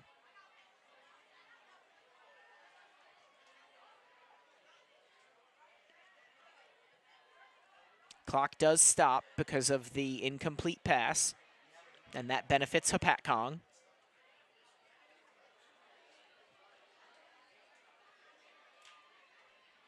Now Senator, as a Bridgman falls, this is Cologne running with it. Cologne breaking tackles, and Aiden Cologne is stopped short of the end zone. Runs it down to the 1. It's first and goal from the 1.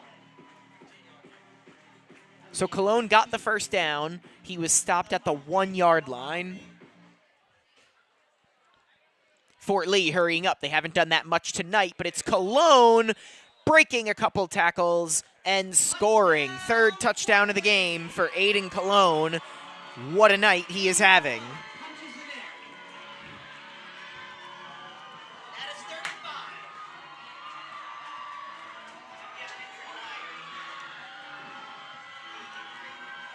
35. 5 rushing touchdowns last year for Aiden Cologne. He has his third of the night, and Fort Lee leads this one 41-6. And now that they're up by a full 5 touchdowns, the running clock becomes like an ultra running clock. There just is no stoppage. There is also an injured Bridgman at the moment. Someone is down in the end zone.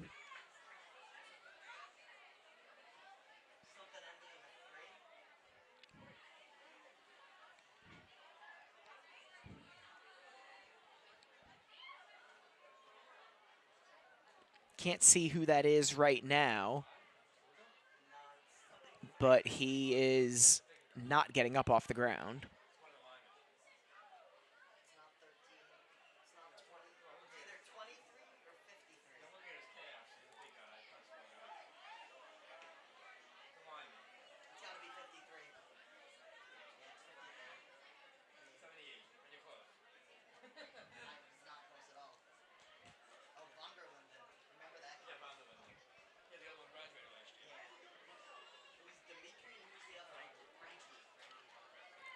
Clock is stopped with 3 minutes and 35 seconds remaining in the third quarter. That is number 78, Dimitri van der Linden. Offensive and defensive lineman for Charles Salome's squad. He is making his way off the field under his own power, albeit slowly. He was a teammate of his brother Frankie's for 2 years, and then Frankie graduated last year. Dimitri van der Linden, now a junior. Katsayanis left with an injury before. He appears to be okay, and he is going to try for the point after. He's 1 out of 2 so far tonight.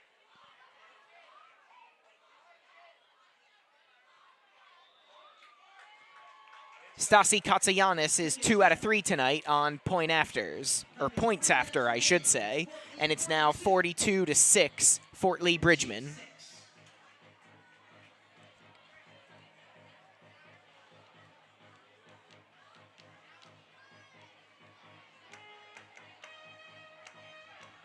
So it's a 36-point lead for the Bridgmen, and that means extra running clock time, except for an injury or a timeout, of course.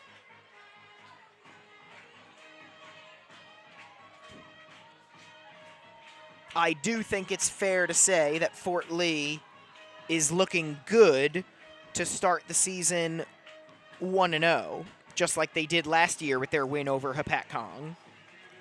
The Bridgmen went on to go 8-1, and I'm sure Charles Salome would sign up for that right now. Next week, and this is next Thursday, the 14th of September, not next Friday, the Bridgmen will host Cliffside Park.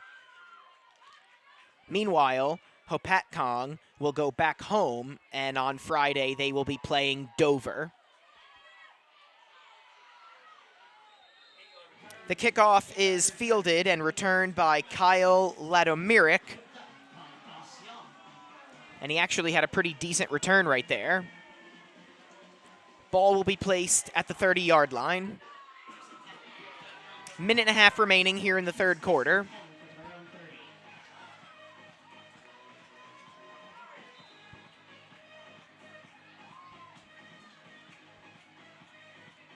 Last year, it was an impressive win for Fort Lee over Hopatcong, 35-8. This has been a thrashing, as we have another stoppage, and Is Fort Lee taking a timeout?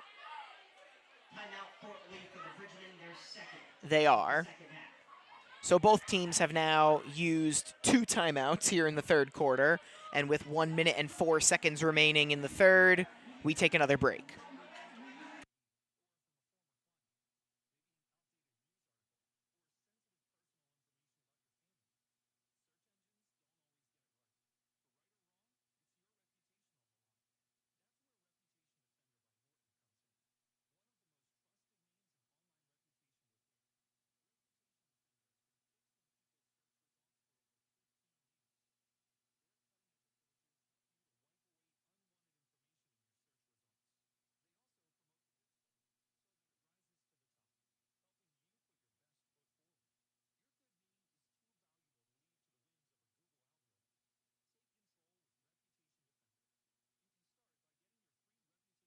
Under a minute to play now in the third quarter.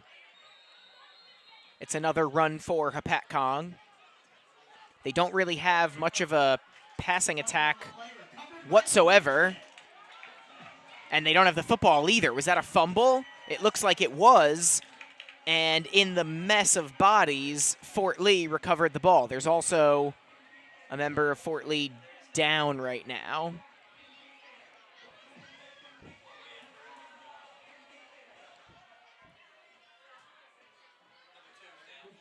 That's Kendry Peralta, number 2, who has just gotten to his feet, and he is now limping towards the sidelines.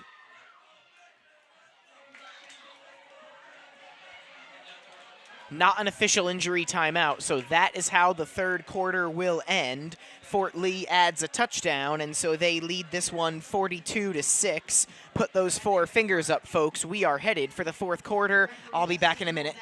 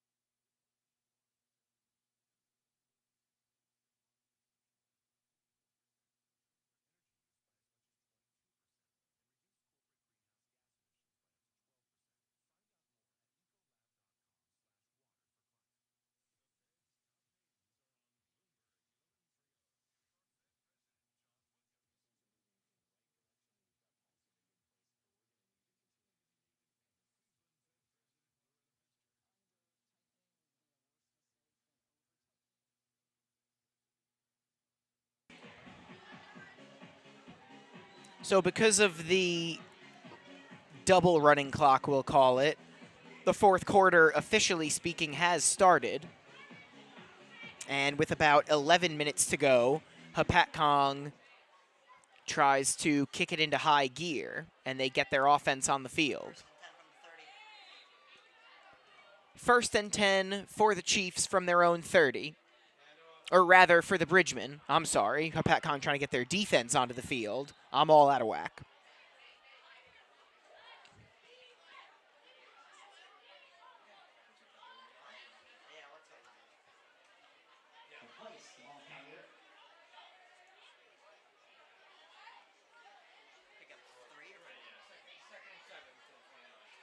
Picks up 3, 2nd and 7 from the 29.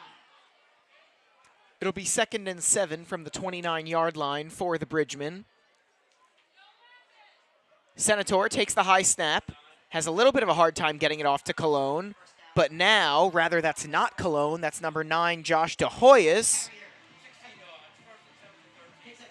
and he has himself a first down. And fans, this is the last call for the concession stand. Last call.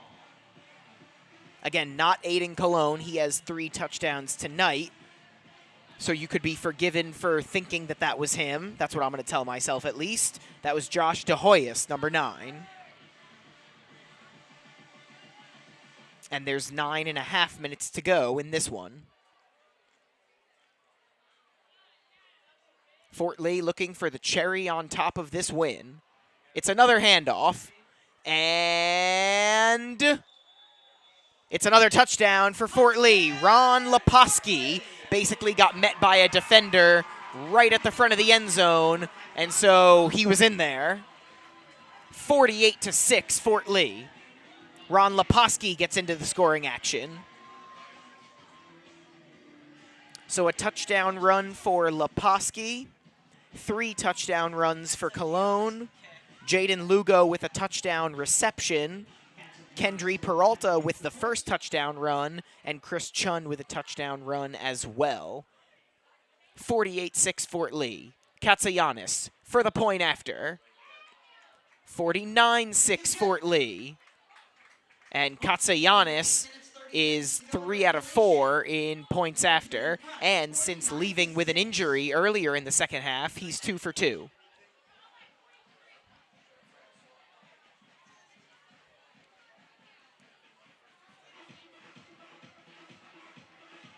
All Fort Lee tonight. This game has almost gone too well. You want to calm the team down and make them realize that next week they're probably going to have a tougher opponent in Cliffside Park.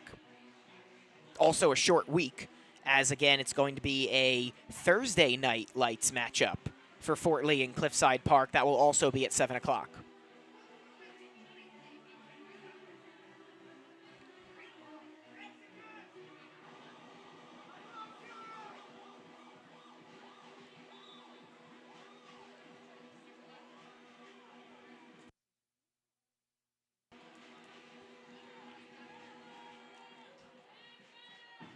So Hopatcong takes the field now with about 7.5 to play. The Chiefs will fall to 2-1 on the season, and they're also no longer outscoring opponents on the year. 43-point loss will do that to you. After several bounces, the kickoff is handled. I believe that's Michael Serto failing to get to the 25-yard line.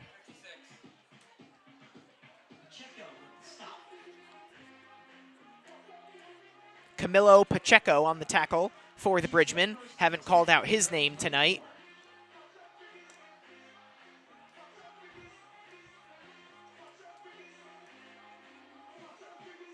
Hard to believe it was 6-0, but it was. Fort Lee has scored 49 unanswered points, and with less than 7 minutes to go in the fourth quarter and a running clock, they are well on their way to a victory here tonight.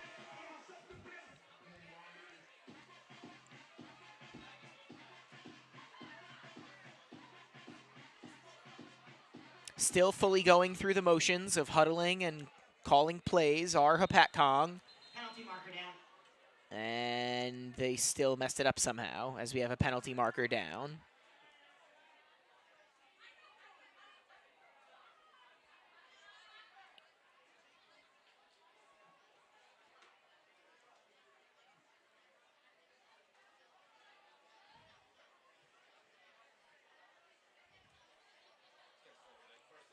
Oh, no, I apologize. That's against Fort Lee. They did not do anything wrong, Hopatcong. Not there, at least. Penalty against Fort Lee. It'll be 1st down and 5. About 5.5 to go in this one.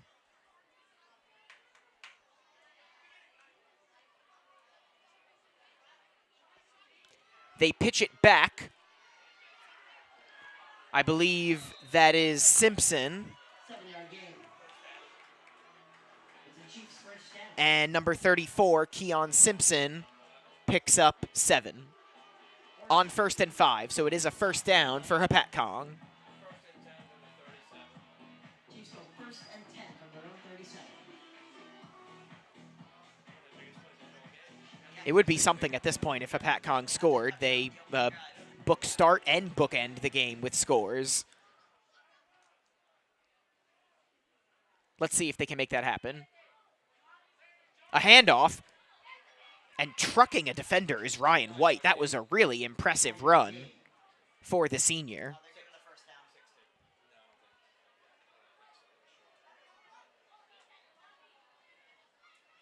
They're giving the 1st down. That's called a 1st down for the Chiefs. They gave White the 1st down there, so let's call it a 10-yard run. 1st down for Hopatcong at their own 47.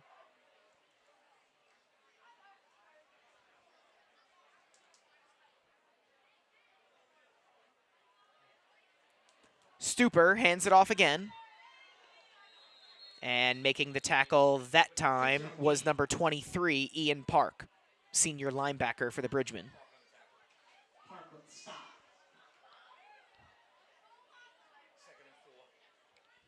2nd and 4. 6-yard run, so Hopatcong has made it into Fort Lee territory. They're at the Fort Lee 48.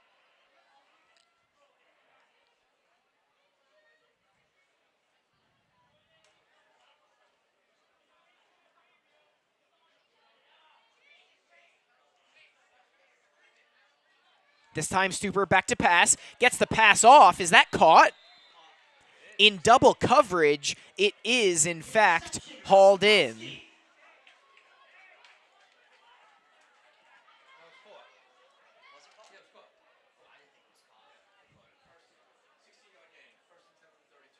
Chiefs go 1st and 10 from 32. 3 minutes to go here in the fourth quarter. And after a nice catch in double coverage, Hopatcong is starting to finally look like a little bit of a high school offense here. Now bouncing around to the outside is Ladomiric, and I believe he is going to have himself a first down. Pacheco with the stop. No, maybe not. Pacheco with the tackle. And they are going to give Ladomiric the first down. Fort Lee 22. Under 2.5 to play. And Hopatcong is now finding it easier to move the chains.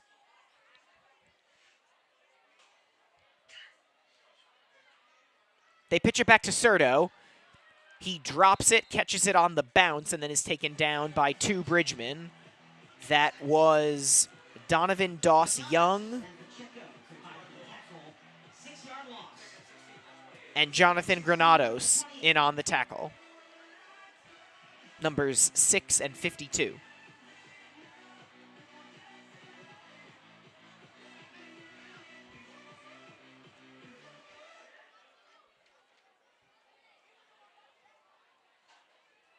Now Stuper to pass, and that pass is well short, so that will stop the clock, but only momentarily. Now under 1.5 minutes to play. It is third down. It's third down and 16.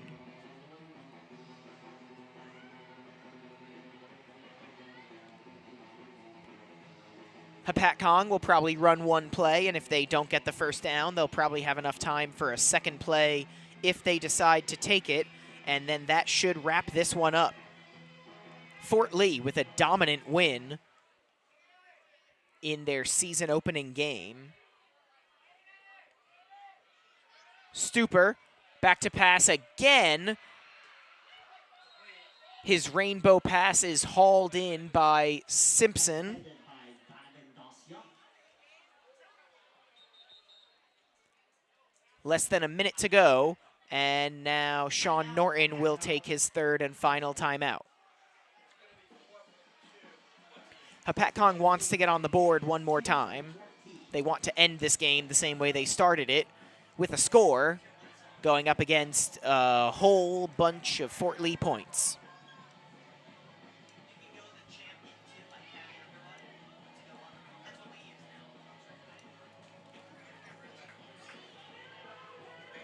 Hopatcong will fall to 2-1, and then in 1 week they will take on Dover at home at 7 o'clock.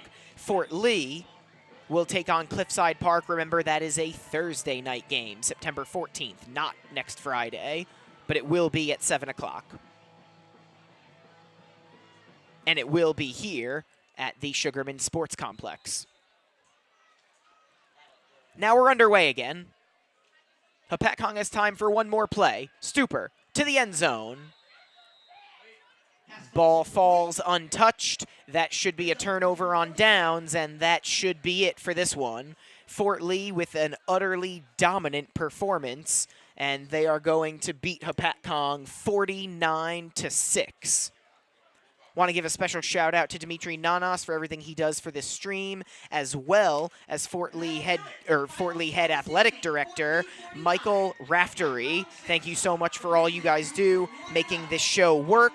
Thank you all for listening to me. I am Tommy Aquilina. Once again, your final score, the Fort Lee Bridgman 49, the Hopatcong Chiefs 6. We'll see you next time, folks.